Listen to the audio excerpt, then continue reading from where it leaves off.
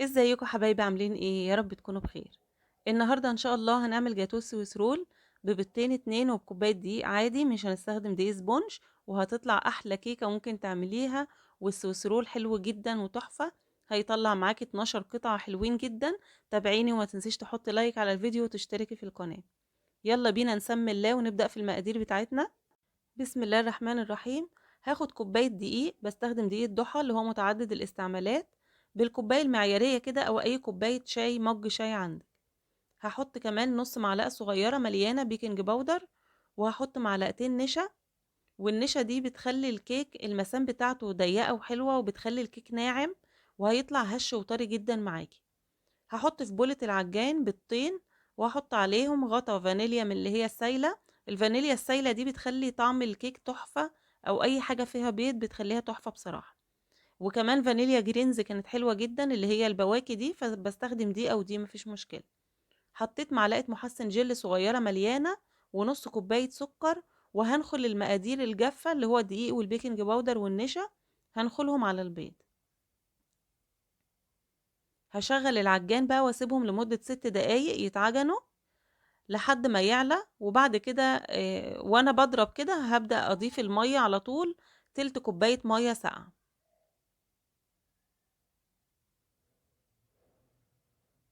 هضربهم بقى لمدة 6 دقايق لحد ما يعلى معايا خالص. وبعد كده هبدأ احط الكاكاو بتاعي. بستخدم كاكاو اسباني من عند محلات مستلزمات الحلواني.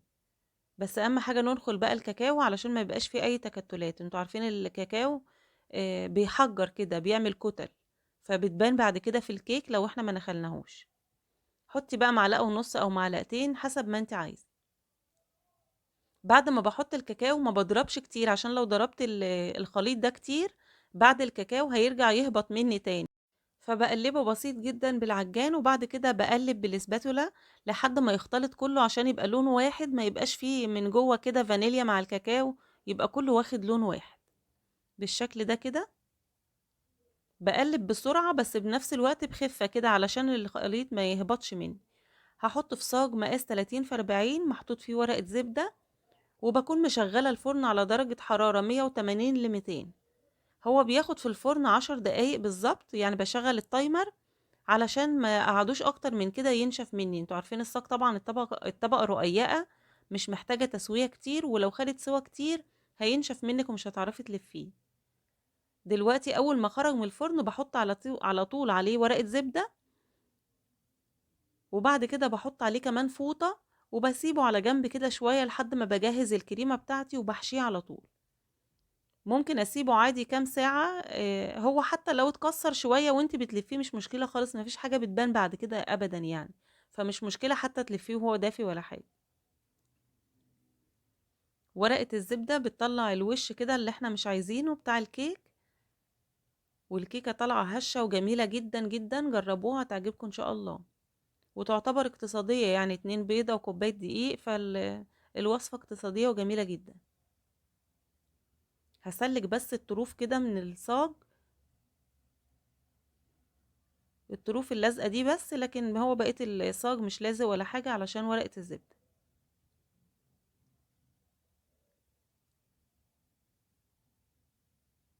كده تمام. ممكن تلفيه بقى زي ما هو كده على بعضه، وممكن تقسميه زي ما انا هعمل. بس طبعا لو قسمتيه زي ما انا هعمل هيطلع لك ال 12 قطعة.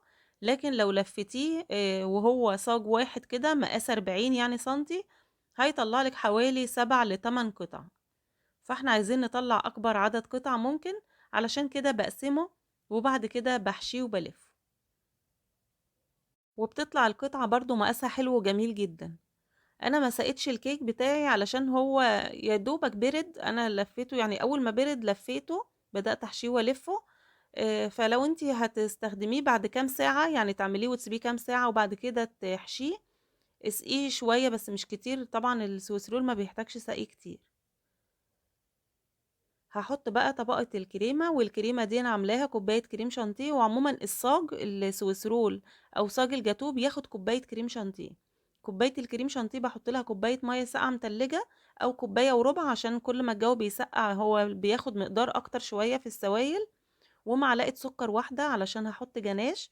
فباحط كوباية الكريم شانتيه عليها كوباية مَيّة ساقعة متلجة ومعلقة السكر، وباحط 200 جرام شوكولاتة مدوباهم مع 100 جرام مَيّة أو لبن أو كريمة لباني زي ما تحبي. بس بعد ما بادوبهم باسيبه بقى يبرد شوية الجناش ده عشان ما يسيحش الكريمة، وبعد كده بعد ما اضرب الكريم شانتيه باضيف عليه الجناش، فبيخلّي السكر بتاعها مضبوط جدًا. وبعد كده باحشي زي ما أنتم شايفين كده، كوباية الكريم شانتيه هتكفّي معايا الحشو وتكفّي معايا كمان التجليس من برّه بعد كده. بالفّها كويس جدًا بقى في ورقة الزبدة كده، وبعد كده باحطها في الصاج وفي الفريزر. هنلِف التانية كمان، أنا بالِف الطرف بس زي ما أنتم شايفين كده، وبعد كده بورقة الزبدة هي اللي باحرّكها وألِف بقية الرول معايا يتلَف بمنتهى السهولة. لو لقيتيه شقّق معاكِ أو متكسّر أو فيه أي حاجة مش مشكلة خالص، كمّلي لفّه واكبسيه كده زي ما أنا باعمله، ولفّيه كويس وحطّيه في الفريزر، وبعد كده هو هيبقى متماسك لمّا تحُطّي عليه الكريمة مش هيبان معاكِ خالص إنه كان فيه تكسيرة ولا أي حاجة. أنا بيّتّه في الفريزر ممكن تسيبيه ساعتين 3 يتماسك بس، لكن أنا بيّتّه كنت عاملاها قبلها بيوم، وهافُكُّه بقى بالشكل ده كده وهاجلِّس الإسبونج بتاعي. وكل ما كان مجمد على فكرة كل ما كان التعامل معاه أسهل جدًا، في التقطيع وفي التجليس وفي كل حاجة. باحط كمية كريمة مش كتير بالإسباتولا وبعد كده هاساويه أي حاجة ممكن قطعة بلاستيك بتاعة دوسيه مثلًا تكوني غاسلاها وعايناها عندِك، أو ورقة فاكيوم زي ما أنا هاعمل كده، أو ممكن حتى حتة ورقة زبدة تتنيها وتستخدميها. باحط على الجناب ومن فوق ومن كل مكان كده،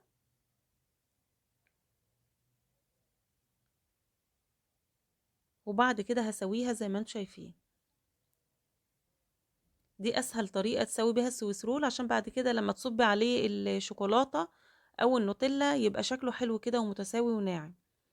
دي نوتيلا طبعًا مسيّحاها بمعلقة زيت أو معلقتين زيت، أنتِ حسب القوام ما أنتِ شايفاه، ما تخفّفيهاش أوي بالزيت علشان بس تدّي طعم وكمان ما تبقاش شفّافة، يعني ممكن أنتِ لو زوّدتِ الزيت أوي تلاقيها بقت شفّافة معاكِ، فحُطّي معلقتين 3 كده وسيّحيها في الميكروويف 30 ثانية وقلّبي كويس وشوفي القوام معاكِ عامل إزاي.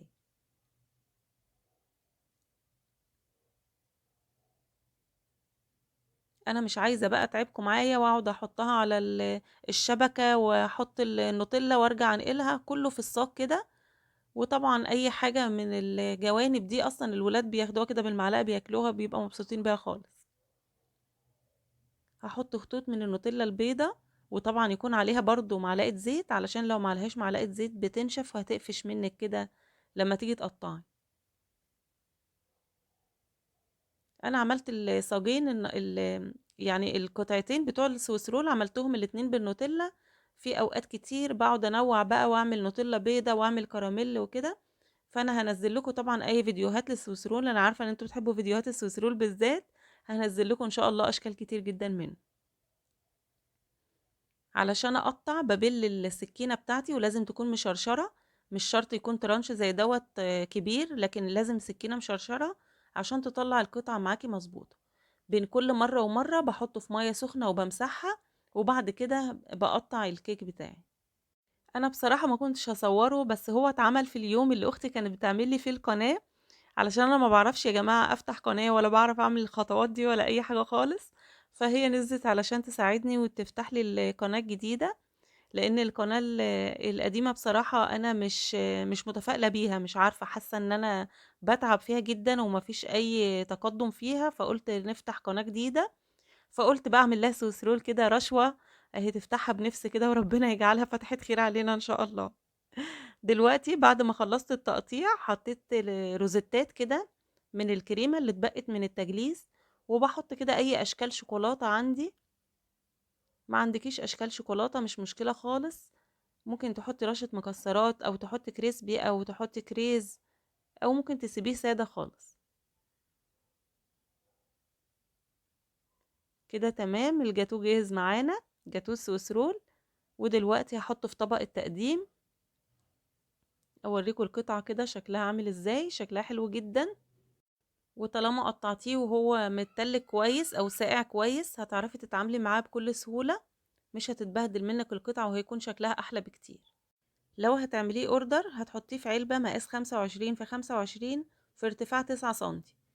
العلبة المقاس ده بيكون حلوة جدا ل 12 قطعة سويسرول او 12 قطعة اكلير، بتكون حلوة قوي، وكمان بجيبها للكبات كمان لما بكون بشتغل فوري. النوتيلا بس كانت عايزة تجمد شوية بعد ما صبيتها، لكن مش مشكلة خالص. هرص بقى القطع بتاعتي، شايفين شكله حلو ازاي ومبهج جدا، والكيك كان هش وطري وجميل جدا، احلى كمان من اللي بيتعمل بالسبونش الجاهز. عموما السويس رول من الحاجات اللي بيكون فيها الدقيق العادي احلى من الدقيق الجاهز. وده شكله النهائي. اتمنى يكون الفيديو عجبكم، ولو عجبكم ما تنسوش تعملوا لايك وشير وتفعلوا الجرس عشان يوصلكوا كل جديد. اشوفكم على خير.